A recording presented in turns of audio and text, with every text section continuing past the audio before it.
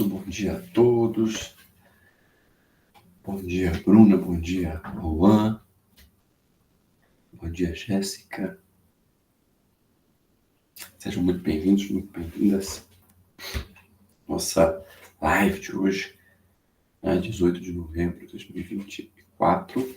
Nosso preparatório para o exame, a ordem, nosso bate-papo a respeito das principais questões, dos principais pontos que podem ser objeto de cobrança na nossa primeira fase, sobretudo na nossa primeira fase. Nós temos levado aí alguns encontros para tratar dessa temática, sobretudo no pertinente, nos últimos dias, em controle de constitucionalidade, identificando aí as potenciais questões para que você acerte esses itens na sua prova de constitucional, porque certamente haverá pelo menos um item, quiçá dois, a respeito da temática de controle de constitucionalidade. E como a gente sabe que existe um mundo, uma doutrina muito grande por trás do controle de constitucionalidade, a nós cabe filtrar esses temas que podem ser objeto de prova com base naquilo que vem caindo ultimamente nos nossos exames, tendo por escopo aí, claro,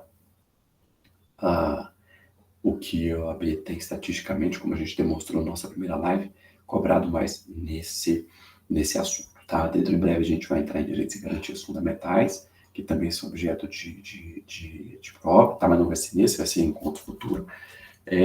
E na sequência migramos de constitucional para tributário, mas aí vai ser uma outra bateria de lives que a gente vai fazer para te preparar e para você acertar essas questões tão importantes aí para você faturar esses pontinhos tão necessários para aprovação no exame da OAB. Deixa eu compartilhar com vocês aqui uma tela, que é a tela do procedimento de distinção, distinguishing, cuja cobrança no exame da ordem pode pegar muita gente boa de surpresa, mas que nós estamos apostando aí que pode ter uma questão a respeito do procedimento de diferenciação ou distinção nos termos do previsto no 1037, parágrafos 9 e 13 do CPC, na previsão para recursos repetitivos, sejam extraordinários ou especiais. Então, tanto contemplando aí essa parte do procedimento de distinguishing no processo constitucional, quanto do processo civil como um todo, na medida em que existe a potencialidade, como vocês sabem, de ser cobrado também em relação ao RESP. Tá? Pois muito bem, os pontos nodais, algumas observações eu teci aqui, vou fazer uma leitura rápida para a gente entender quais são os fundamentos disso, sempre com base no quanto decide o STF e o STJ sobre a matéria, porquanto a jurisprudência pode compor a matéria de cobrança também de vocês na prova. Tá? Então, qual que é o ponto? Primeiro ponto, multiplicidade de recursos extraordinários versando sobre o mesmo tema, sobre a mesma temática. Então, diante dessa multiplicidade de RS, multiplicidade de recursos extraordinários, o legislador percebeu que havia, tanto no STF quanto no STJ, milhares de recursos que tratavam sobre os mesmos temas jurídicos, sobretudo em sede de RE no Supremo e RESP no STJ. Diante disso, a fim de otimizar a análise desses recursos, a Lei 11.672 de 2008 acrescentou os artigos, à época, 543 Bravo e 543 Charlie ao CPC 73, prevendo uma espécie de julgamento por amostragem dos recursos extraordinários e especiais que tiverem sido interpostos com fundamento em idêntica controvérsia ou questão de direito. O CPC 2015, como nós sabemos, em linhas gerais, manteve a regulamentação bem parecida, mas o tema agora é tratado nos 1036 a 1041, antes mesmo dos agravos. Procedimento de julgamento de recurso extraordinário e recurso especial repetitivos. Qual que é o rito? Em primeiro lugar, o presidente ou vice-presidente do tribunal da origem, quem vai dizer se é o presidente ou o vice-presidente é o regimento interno de cada tribunal, portanto, a ABI pode dizer que é o presidente ou pode dizer que é o vice-presidente, Ambos estão corretos. seja no TJ ou no TRF, ele irá identificar e separar todos os recursos interpostos que tratem sobre o mesmo assunto. Tá? Ou seja, ele irá prever um filtro por matéria versada no recurso. Por exemplo, reunir os recursos especiais nos quais discuta que o prazo prescricional das ações contra a Fazenda Pública é de 3 ou de 5 anos, no tema geral. Depois disso, né, o presidente ou vice do TRF ou do TJ vai fazer a remessa de 2 ou mais recursos especiais para o STJ ou extraordinários para o Supremo. Desses recursos, o presidente do tribunal selecionará 2 ou mais que representem bem a controvérsia jurídica, né, discutida e os enviará ao STF ou STJ conforme seja RESP ou RE. Tá? Esses são chamados representativos da controvérsia. Né? Vejam, serão escolhidos os recursos que contiverem maior diversidade de fundamentos no acordo e maior diversidade de argumentos no recurso extraordinário. Tá? Nesse sentido, é o que reza o parágrafo 1º do 1036. Vamos lá. O presidente ou vice-presidente de Tribunal de Justiça ou de TRF selecionará 2 ou mais recursos representativos da controvérsia que serão encaminhados ao STF ou STJ para fins de afetação. Né? O que é essa afetação, professor? Levar a matéria, né, ao plenário ou às turmas, a depender, né, do ponto em que se esteja internamente no Supremo a título de recursos, tá? Determinando, assim, a suspensão do trâmite de todos os processos pendentes, sejam individuais ou coletivos, que tramitem no Estado, né? Se for TJ, ou na região, se for TRF, tá? Então, qual que é o ponto? O presidente do TJ ou do TRF selecionará 2 ou mais recursos que representem muito bem qual é a matéria jurídica que está sendo debatida, que são chamados representativos da controvérsia. E vai remeter esses representativos da controvérsia para o STJ ou para o Supremo. Os demais recursos, como nós vimos, ficam sobrestados na origem, né? Ou seja, os demais RESPs e RS que tratem sobre a mesma matéria que não foram remetidos como paradigmas, ou seja, como modelo, não são os representativos da controvérsia, eles ficarão suspensos no tribunal de origem até, né, que o Tribunal Superior, STJ ou Supremo, se pronuncie sobre o tema central versado no recurso. Tá? Para além da competência do presidente do TJ ou do TRF, pessoal, né, o ministro do STJ ou do STF, né, no caso nosso aqui em controle de constitucionalidade do STF, poderá escolher outros recursos representativos para além, ou seja, diferentes daqueles enviados pelo TJ ou pelo TRF. Tá? Ou seja, a escolha feita pelo presidente ou vice-presidente do TJ, né, TJ-DF, TJ Goiás, TJ Tocantins, ou TRF, primeira região, terceira região, sexta região, não vinculará o relator no Tribunal Superior, que poderá selecionar outros recursos representativos da controvérsia nos termos do parágrafo 4º do 1036 da nossa Lei Adjetiva Civil, né, do CPC. O ministro relator também poderá selecionar 2 ou mais recursos representativos da controvérsia para julgamento da questão de direito, independentemente da iniciativa do presidente ou do vice do Tribunal de Origem, ou seja, daquilo que for procedido na origem, né, no juízo que nós chamamos de juízo de piso. Pois muito bem, é claro que há, né, um aguardar, né, antes da subida dos recursos pela ação do presidente do TJ ou do TRF, para que o recurso que seja levado, alçado a ser julgado no STF ou no STJ represente bem a controvérsia que está sendo versada naquela região, em caso de TRF ou naquele estado, né, como nós sabemos em caso de TJ. Pois muito bem, uma vez que o ministro relator do Supremo selecionou os representativos da controvérsia ou não, ou seguiu com os representativos da controvérsia selecionados pelo tribunal a qual, ou seja, pelo tribunal de origem, passa-se a afetação, né? Em que consiste a afetação, né, professor?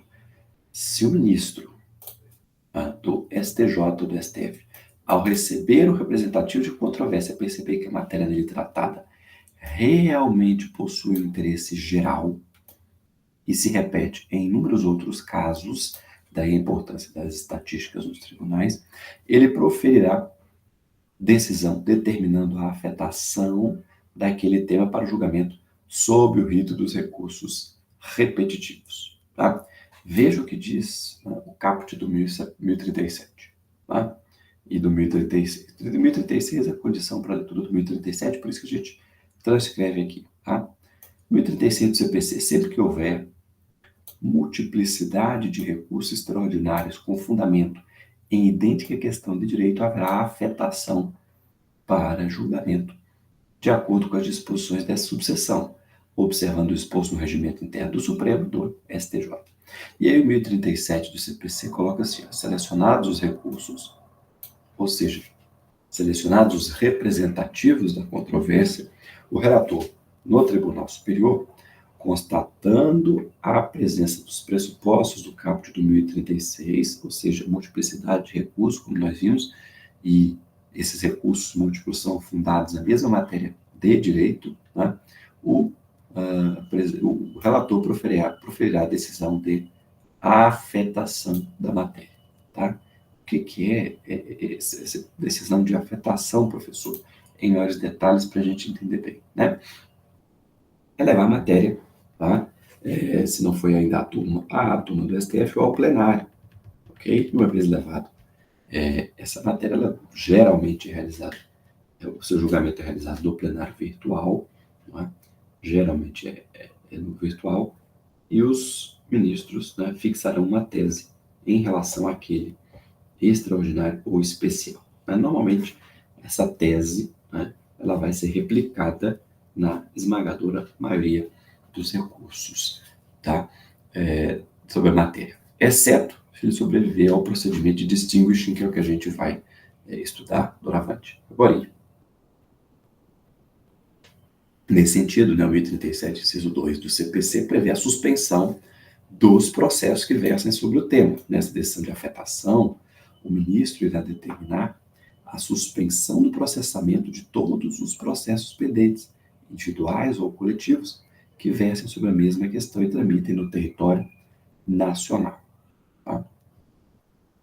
Muito bem. Por exemplo, o ministro relator do STJ ou no STF, né, tanto faz, recebe um repetitivo, né, discutindo qual a norma aplicável para fins de cálculo da renda mensal inicial de previdência complementar. Né? Nesse contexto, a tese fixada, né, adiante, como nós veremos, será aplicada, né, à mesma. Tá?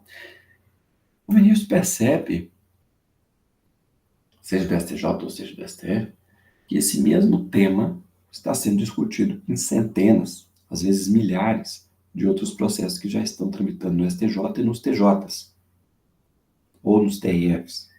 Diante disso, ele irá, primeiro, proferir uma decisão determinando a afetação desse tema.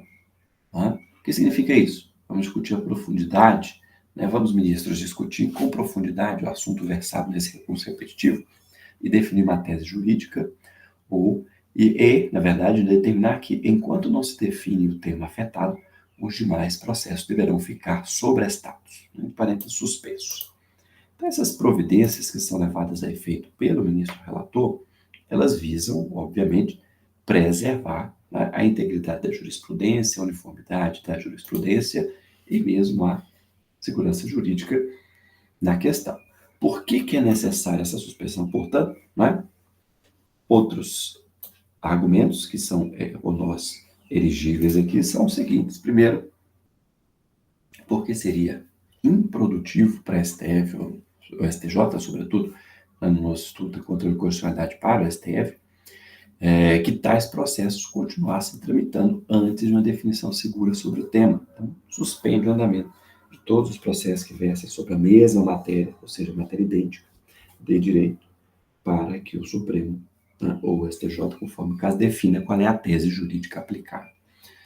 Depois que o STF ou o STJ julgar o recurso especial ou extraordinário, né, respectivamente, que tenha sido afetado, a tese que for definida irá se aplicar, como eu já narrei, a todos os recursos que ficaram suspensos na origem.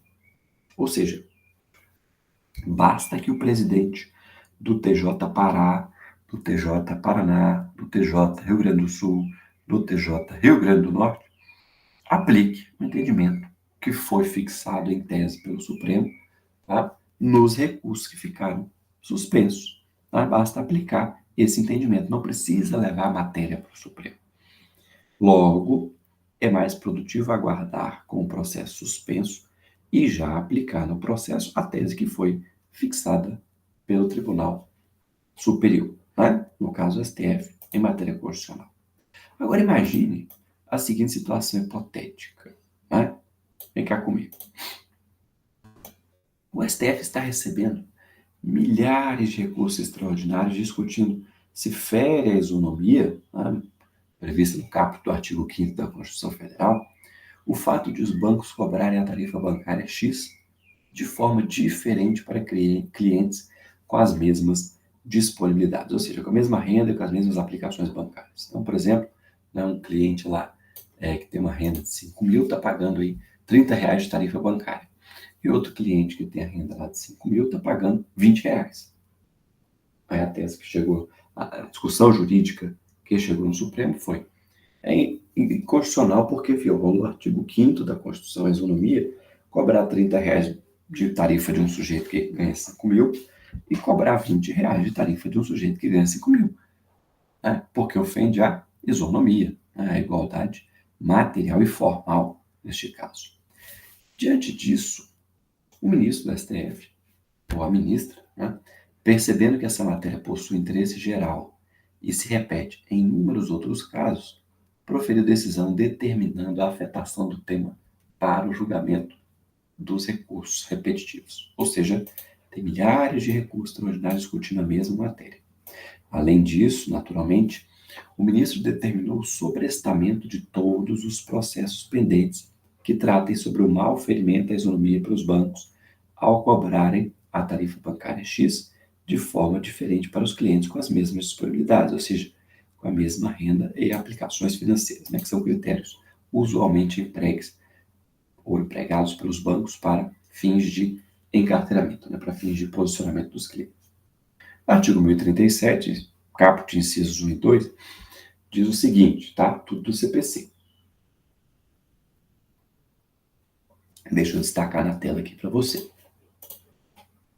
Selecionados os recursos, o relator no Tribunal Superior, como nós sabemos, né, constatando a presença do pressuposto caput do artigo 1036, qual seja infinidade de recursos sobre a mesma matéria de direito, ou seja, repetitivos, o relator proferirá a decisão na afetação, na qual identificará com precisão qual é a questão a ser submetida a julgamento, ou seja, qual é a tese jurídica que deve ser submetida a julgamento. E não só identificar, mas já vai propor a tese ao plenário, sobretudo o plenário virtual, normalmente o plenário virtual, para que o plenário virtual, tá, chancele aquela tese ou ajuste aquela tese jurídica para que ela seja lançada como um verbete de jurisprudência seja aplicado em todos os processos nas instâncias inferiores. A segunda providência, engendrada pelo ministro relator, é que seja determinada a suspensão do processamento de todos os processos pendentes, individuais ou coletivos, que versem naturalmente sobre a questão e tramitem no território nacional. Então, como nós vimos, determina sobre esta, identifica a matéria sendo submetida a julgamento, fixa a tese na sua proposta de voto, claro, né? E determina o sobrestamento dos demais processos, tá? Suspensão de um processo individual que estava ainda na primeira instância. João ajuizou uma ação, caso o seguinte, contra o banco ZZ, questionando a cobrança da tarifa X. O processo estava tramitando normalmente. Ocorre que o juiz foi informado de que o ministro do Supremo determinou o sobrestamento de todos os processos que tratem sobre o tema. Diante disso, o magistrado proferiu uma decisão determinando a suspensão do processo envolvendo João e o banco ZZ, ainda em primeira instância. João, contudo, não concordou e ingressou com pedido de reconsideração. Então, é o pedido de reconsideração para fazer o distinguishing, né? Ao juiz afirmando que a matéria discutida nesse processo envolve a legalidade da diferenciação da tarifa X, e não a sua constitucionalidade. No meu caso, eu estou discutindo matéria constitucional. Essa, de fato, foi suspensa pelo Supremo por força de representativos da controvérsia que foram afetados ao julgamento no Supremo. O meu é sobre a legalidade, ou seja, o meu eu estou falando sobre matéria que deve ser submetida ao STJ, não ao Supremo. Logo, em seu ponto de vista, o caso do João seria um caso diferente daquele a ser julgado pelo Supremo. Assim, para João, haveria um distinguishing, ou seja, uma distinção, e, portanto, seu processo não deveria ficar suspenso. Vocês entenderam o caso? O João está discutindo a legalidade daquelas tarifas lá que no Banco ZZ são realizadas de forma diferentes, né? E não a constitucionalidade. Ele está debatendo o parâmetro legal, não o parâmetro constitucional. Então, para ele, o caso dele é diferente. Existe previsão legal para esse pedido formulado por João? Sim, a resposta é positiva. O requerimento está previsto no parágrafo 9º do 1037, tá? Que diz assim, ó. Aí a gente traz o 8º e 9º para você entender, né, de forma bastante clara. Artigo 1037, parágrafo 8º. As partes deverão ser intimadas da decisão de suspensão do seu processo, essa intimação, né, a ser proferida pelo respectivo juiz ou relator, quando for informado da decisão a que se refere o inciso 2 do caput. Parágrafo 9º. Demonstrando distinção entre a questão a ser decidida no processo e aquela a ser julgada no recurso extraordinário afetado, a parte poderá requerer o prosseguimento do seu processo. Tá? Então, demonstrado a distinção, o distinguishing entre a questão a ser decidida no processo da parte, no processo particular do sujeito, e aquela a ser julgada no recurso afetado, ou seja, pelo STF, se for extraordinário, ou pelo STJ, se for especial, né? A parte poderá requerer prosseguimento do seu processo, ou seja, não fique sobrestado. A quem é dirigido esse requerimento? Tá?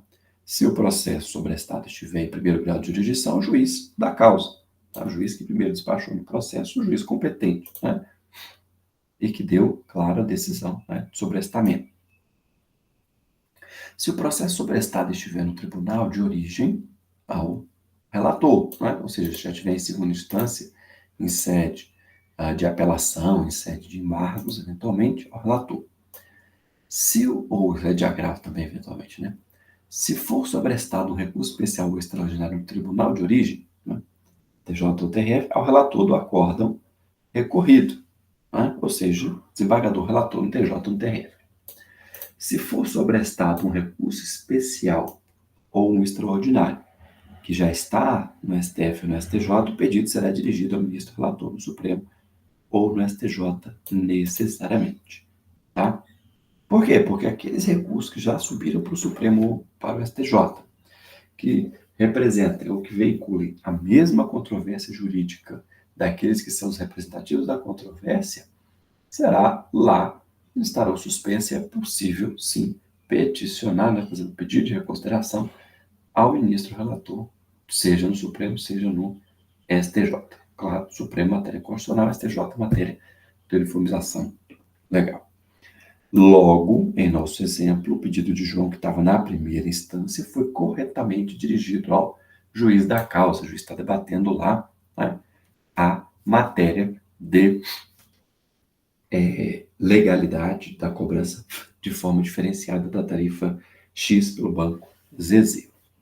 Oitiva da outra parte, da parte ex-adversa.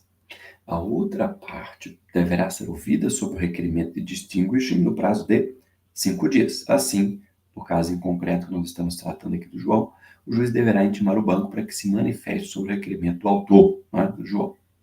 Se for reconhecido distinguishing, por quem? Pelo juiz da causa, né, na primeira instância, na segunda instância, não necessariamente no Supremo. O Supremo nem ultimou o julgamento ainda da matéria. Mas eu não quero que o meu processo fique suspenso, porque ele é diferente daquele processo que está versado lá no Supremo. Se ficar reconhecido que existe, de fato, essa distinção, ou seja, essa diferença entre as situações, o próprio juiz ou relator no tribunal ordinário, dará prosseguimento ao processo. Se o recurso especial ou extraordinário estiver sobrestado na origem, TJ ou TRF, o próprio desembargador relator deverá comunicar a decisão ao presidente ou vice-presidente que houver determinado o sobrestamento para que o recurso especial e extraordinário suba, ou seja encaminhado ao respectivo STF ou STJ, tá?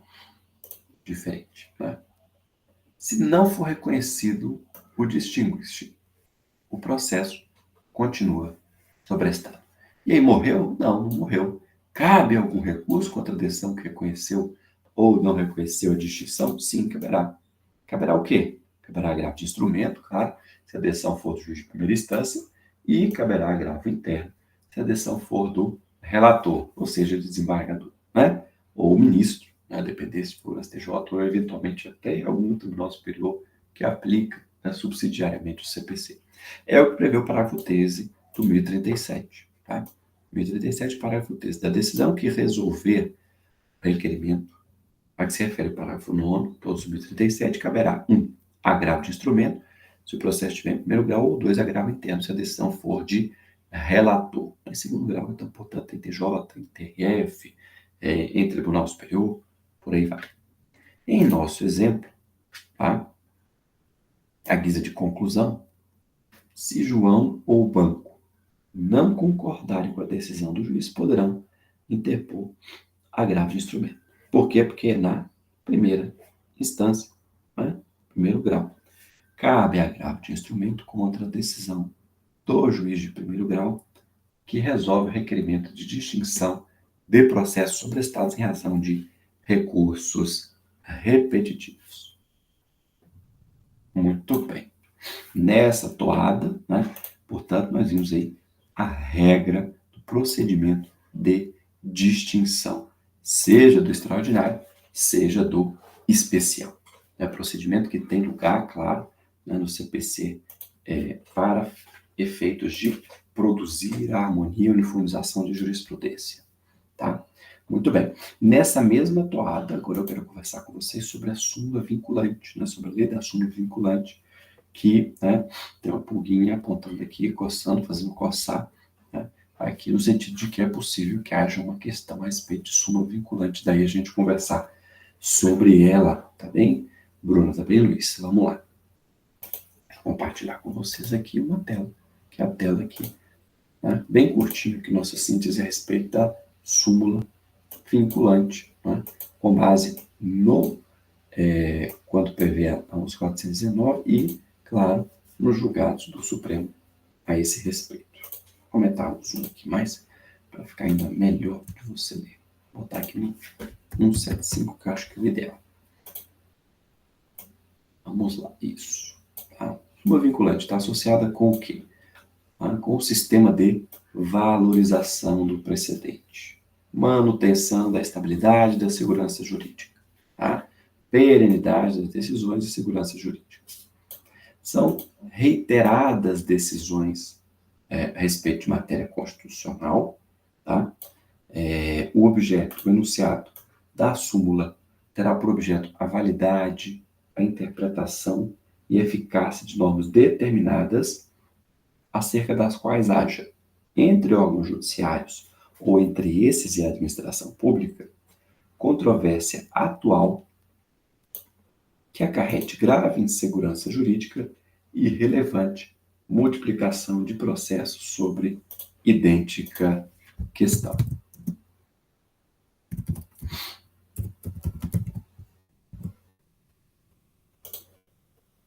Deixa eu ver aqui nossa tela. Isso.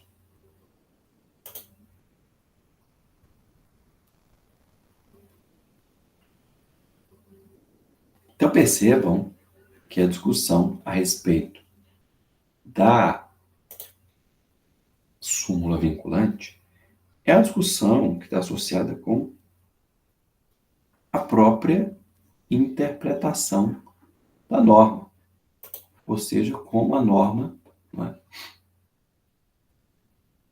deve, né, ser interpretada e ser aplicada pelos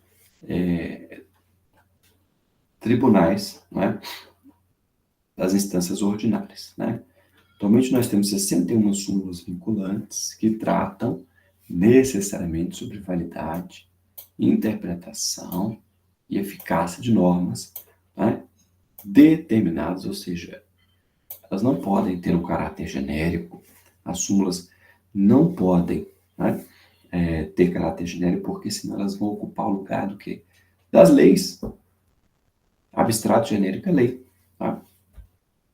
A respeito dessas questões, há, né, entre órgãos judiciários, ou entre esses e a administração pública, uma controvérsia atual que acarreta grave insegurança jurídica e uma relevante multiplicação de processos, sejam processos judiciais, sejam processos administrativos, sobre a idêntica questão. E aí eu preciso uniformizar a interpretação da questão, tá? Essa é a inteligência das súmulas vinculantes. Opa, essa aqui, eu quero essa aqui. Qual é o quórum para aprovação da súmula vinculante, né? De 2/3. Professor, quanto é que dá 2/3 de 11, né? 8 ministros. Professor, 8 é. 6 é maioria, né? 8 é o quórum de 2/3. Professor, não dá 8, não, dá 7 ponto alguma, 7777. Né? Como a gente usa, né, dízima periódica, a gente vai usar o quórum de 8 ministros, tá? E para modulação de efeitos, ou seja, para anunciar a partir de quando a súmula vinculante é válida, ou seja, é aplicável, a partir de quando, a partir de que data? O mesmo quórum de 2/3. Né? Professor, então no processo de súmula vinculante, cabem embargos de declaração? Sim, cabem. Para quê? Para pré-questionar a matéria? Não. Para a modulação de efeitos. Tá? E aí já fica a dica, tanto de processo constitucional quanto de processo civil, que é para desafiar o Supremo Tribunal Federal a modular os efeitos de seus julgados proferidos em sede de controle de constitucionalidade ou eventualmente em súmula vinculante, cabe a oposição dos embargos declaratórios, dos embargos de declaração. Okay? A súmula tem efeito vinculante em relação aos demais órgãos do Poder Judiciário, muito importante isso aqui, e da administração pública, direta e indireta nas esferas federal, estadual e municipal. Então, quando o Poder Judiciário atua jurisdicionalmente, julgando o processo, ou administrativamente, nos seus provimentos de nomeação de pessoal, realização de concurso, pagamento de pessoal, etc., tá? Ou o Poder Legislativo atua como administração pública, fazendo concurso, fazendo licitação, contratando pessoal, etc., ou quando o próprio Poder Executivo, né, que desempenha principalmente, nós sabemos, a função de administração pública, eles devem observância ao efeito vinculante da súmula vinculante. E aí, questão de prova, ela vincula o Poder Judiciário, ela vincula a administração pública, ou seja, o Poder Executivo e sua função principal, o Poder Judiciário e sua função acessória, e o Poder Legislativo e sua função acessória, mas não vincula o Poder Legislativo em sua função principal. Quer dizer, então, que a Câmara dos Deputados, o Senado Federal, ou seja, o Congresso Nacional, pode propor a algum senador, algum deputado, alguma comissão, né, pode propor alguma lei, ou eventualmente, né, o conjunto de deputados ou senadores podem propor uma emenda à Constituição em sentido contrário àquele que consta da súmula proferida pelo Supremo? Sim, eles podem. Ou seja, a súmula vinculante ela é vinculante a toda a administração pública e a todo o Poder Judiciário, mas não vincula o Poder Legislativo na sua atuação típica. Isso te lembra alguma coisa? Claro que sim. Te lembra o efeito erga omnes, e não é 100% erga omnes, né, dos julgamentos havidos em sede de controle concentrado de constitucionalidade, verba e graça, ADC e ADI e ADPF, que vinculam todo o poder público, toda a administração pública, todo o poder judiciário, Poder Executivo, mas não vincula o Poder Legislativo na sua função típica, né? Sua função precípua, que é estabelecer leis, que é legislar. Então, a função legiferante não é vinculada pela súmula vinculante e a função legiferante também não é vinculada pela decisão proferida em sede de ADC, ADI ou ADPF. Quer dizer, então, que um deputado ou um senador pode propor um projeto de lei cuja matéria versada foi declarada inconstitucional pelo Supremo? Pode, sem problema nenhum. Porque o parlamentar, ele representa povo, que é o titular da soberania, que é o titular do poder. Não é? Seguindo, então, nosso roteirinho. Efeito vinculante em relação aos demais poderes, né? Certo? Em relação ao poder legislativo na sua função típica. Se for revogada ou modificada a lei em que se fundou a edição do enunciado de súmula vinculante, o Supremo Tribunal Federal, de ofício ou por provocação, procederá à sua revisão ou cancelamento conforme for o caso. Tá? Então, seja de ofício, ou seja, provocação, se o paradigma, né? Ou seja, se a lei qual se fundou, o ato normativo, qual se fundou a edição da súmula vinculante, não mais coexistir, não será necessário, né, lançar o entendimento na sua manutenção. Mas, portanto, o próprio Supremo poderá, em sede de ofício ou mediante provocação, fazê-lo. Tá? A proposta de edição, revisão, alteração, né, ou cancelamento de enunciado de súmula vinculante não autoriza a suspensão dos processos em que se discuta a mesma questão. Tá aí um ponto que se o OAB colocar na questão, colocar na prova, derruba 80% dos candidatos, né? Inclusive candidatos pretensos, né, a sabichões em controle de constitucionalidade. Mas quem está aqui na live vai saber que a proposta, ou seja, a matéria que está submetida ao plenário do Supremo, em se tratando de súmula vinculante, ela não autoriza a suspensão dos processos em que se discuta a mesma questão. Tá legal? Então, fica nesse ponto aí a questão do sobrestamento. Não há sobrestamento para o debate da súmula vinculante. Professor, mas quem é, né, que pode fazer a proposta de edição de uma súmula, de revisão de uma súmula, do conteúdo dela, ou o cancelamento do enunciado dessa súmula vinculante? Os legitimados, né, são os legitimados, né, da propositura da DCDI e da DPF, com alguns acréscimos, né, que são o defensor público e os tribunais superiores, ou tribunais. Né? Então vamos lá. O município pode, acidentalmente, como a gente já vai falar. Tá? Então, quem são os legitimados para a propositura e para pedido de atualização ou cancelamento de súmula vinculante? São os seguintes: presidente da República, o mesmo da ADC, ADI ou DPF, mesa do Senado Federal, o mesmo da ADC, ADI ou DPF, da Câmara dos Deputados, mesmo da ADC, ADI ou DPF, PGR, o Procurador-Geral da República, é legitimado para a propositura de súmula vinculante, seja de propositura, de cancelamento ou de alteração. Conselho Federal da OAB, também no rol de legitimados da ADC, ADI e DPF. Agora aqui é diferente, ó. O DPU, o Defensor Público Geral da União, é parte legítima para a propositura de edição de súmula vinculante, mas não de ADI, ADC, ADPF. Tá? Número 7. Partido político com representação no Congresso Nacional, também legitimado para a propositura, né? ADC, ADI ou ADPF. Confederação. Cadê minha tela aqui? Volta. Partido político, né, com representação no Congresso, confederação sindical ou entidade de classe em âmbito nacional, mesa de Assembleia Legislativa ou da CLDF, governador do Estado ou do Distrito Federal. E aí vem novidade: tribunais superiores, TJ, TJDFT, TRF, TRT, TRE e tribunais militares. Então, né, todos os tribunais superiores e todos os tribunais, tá? Que é diferente do rol de legitimados para a propositura das ações de controle concentrado.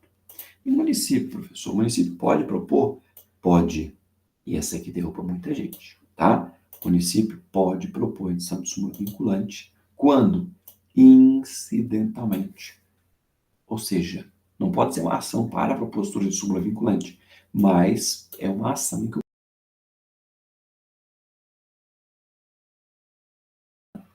esse processo naturalmente não ficará suspenso, tá? Não será sobrestado, mas pode desafiar a propositura de súmula vinculante, tá? O município, incidentalmente, está discutindo outra coisa, outra matéria constitucional, ou a validade de uma lei, ou o ato do poder público, e naquele mesmo processo ele, né, trata de uma reprodução, uma multiplicidade de processos reproduzindo sobre aquela matéria, né, capazes de provocar grave insegurança jurídica, e pode propor, sim, a edição da súmula vinculante, tá? Pois muito bem. Qual que é o seu, né, dever de casa em relação à súmula vinculante? Sobretudo se for fazer a segunda fase constitucional, né? Na primeira, basta passar os olhos ali sobre as súmulas vinculantes, a 61, tá? Mas na segunda fase tem que dar uma lida mais aprofundada em cada uma das súmulas vinculantes. Vocês veem que eu já estou colocando vocês, né, Luiz, né, Pedro, né, Juan? Já lá na frente, já na segunda fase. Bora? Vamos fazer umas questões aqui. Trouxe algumas questões aqui de controle de constitucionalidade que já foram objeto de cobrança na nossa prova.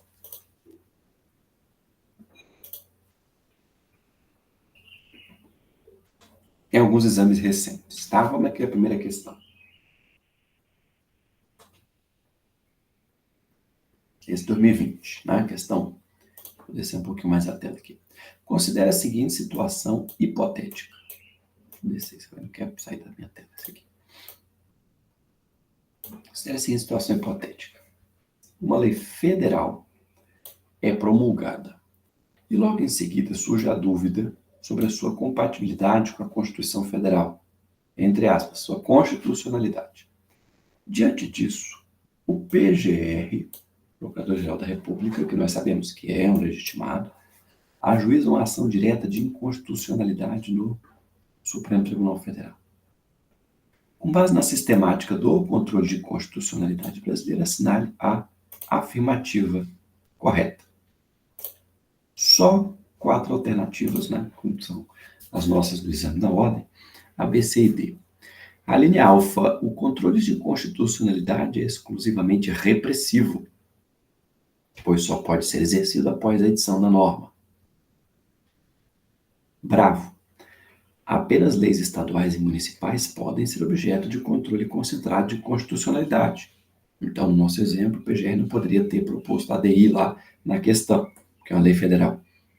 Analise. A linha Charlie. O STF exerce o controle concentrado de constitucionalidade de leis e atos normativos em face da Constituição Federal. E a linha Delta. O controle de constitucionalidade concentrado no Brasil tem como único instrumento a ação direta de inconstitucionalidade. É o único instrumento, a única forma. Pessoal, o gabarito só pode ser, né, a linha Charlie, letra C. Vem cá comigo. Letra A está incorreta, pois o Brasil também admite controle de constitucionalidade preventivo, exercido em casos como análise pelo Poder Legislativo ou pelo veto presidencial. Letra B também está incorreta, já que o Supremo pode analisar leis ou atos normativos federais e estaduais no controle de constitucionalidade. A letra delta está incorreta, pois o controle concentrado abrange outros instrumentos, como nós sabemos, não é só a ADI, cabe a ADC, a DPF, a DIO ou a ADO, né, que é ação direta de inconstitucionalidade por omissão. A letra C é correta porque o Supremo, de fato, é o órgão competente para o controle de constitucionalidade de normas em face da Constituição Federal. Tá? Caiu em 2020, questão dada, você não pode errar uma questão dessa de jeito nenhum. Tá?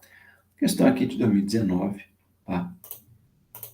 Que diz o seguinte: no controle de constitucionalidade concentrado, compete ao Supremo julgar. Alfa. A constitucionalidade de leis municipais em face da Constituição Federal. Bravo. A constitucionalidade de leis estaduais em face da Constituição estadual. Charlie, as ações diretas de inconstitucionalidade contra atos normativos de natureza regulamentar. Delta, as ações declaratórias de constitucionalidade de normas estaduais em face da Constituição Federal. Muito bem, tá? Nosso gabarito, né? É a linha delta, né? Por quê? A letra A está incorreta, já que o Supremo não julga a constitucionalidade de leis municipais diretamente, salvo se violarem diretamente a Constituição Federal, e aí é sede de ADPF. Letra B está incorreta, pois a análise das leis estaduais em face da Constituição Estadual é competência dos TJs. Tá?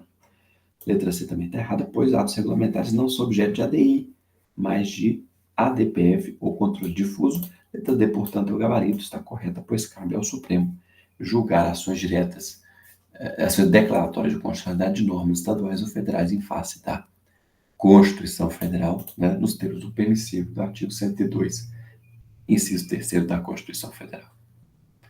Vamos a mais uma questão. Tá? 2018 aqui, a alternativa correta sobre o controle difuso de constitucionalidade. Letra A. No controle difuso, a declaração de inconstitucionalidade tem efeitos vinculantes e erga omnes. Difuso. B. No controle difuso, qualquer juiz ou tribunal pode declarar a inconstitucionalidade de uma norma no caso concreto. C. No controle difuso, a decisão não pode ser submetida a um órgão colegiado. Lembra do incidente de constitucionalidade. Ali na delta, o controle difuso, só o STF pode julgar a questão de inconstitucionalidade. Só o plenário supremo. Os plenários dos tribunais não podem. E aí, pessoal? O gabarito só pode ser, né, a letra B. Por quê? Porque no controle difuso, qualquer juiz pode declarar inconstitucionalidade de uma norma no caso concreto. Obviamente, né, essa declaração já ocorreu no plenário do órgão ao qual está vinculado o juiz ou pelo plenário do STF. A letra A está incorreta, pois efeitos vinculantes e erga omnes, como nós sabemos, são característicos do controle concentrado. No controle difuso não há produção desses efeitos. Tá? Letra C está incorreta, pois decisões do controle difuso podem ser revistas por órgãos colegiados, sim, e podem ser dadas também, proferidas pelos órgãos colegiados.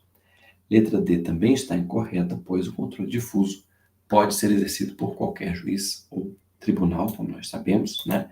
Desafiando prévio, né? Prévia manifestação do plenário ou órgão especial, a depender da quantitativa de julgadores do tribunal ao qual estiver vinculado o juiz. E a letra B, o gabarito está correto, já que o controle difuso é exercido incidentalmente, né? Incidente de inconstitucionalidade, como nós sabemos, por qualquer órgão jurisdicional no caso concreto, de modo que o gabarito dessa questão, né, é a letra B de bravo. Beleza? Muito bem. Agradeço a presença, penhoradamente a presença de vocês, né? Muita gente entrou e saiu e etc. Mas quem permaneceu até o final aqui, Juan, Jéssica, Pedro Henrique, muito obrigado pela presença de vocês. Uma excelente semana. Fiquem com Deus. E até nossa próxima live, mesmo horário, mesmo bate-local, na próxima segunda-feira. Um abraço, fiquem com Deus, até muito breve.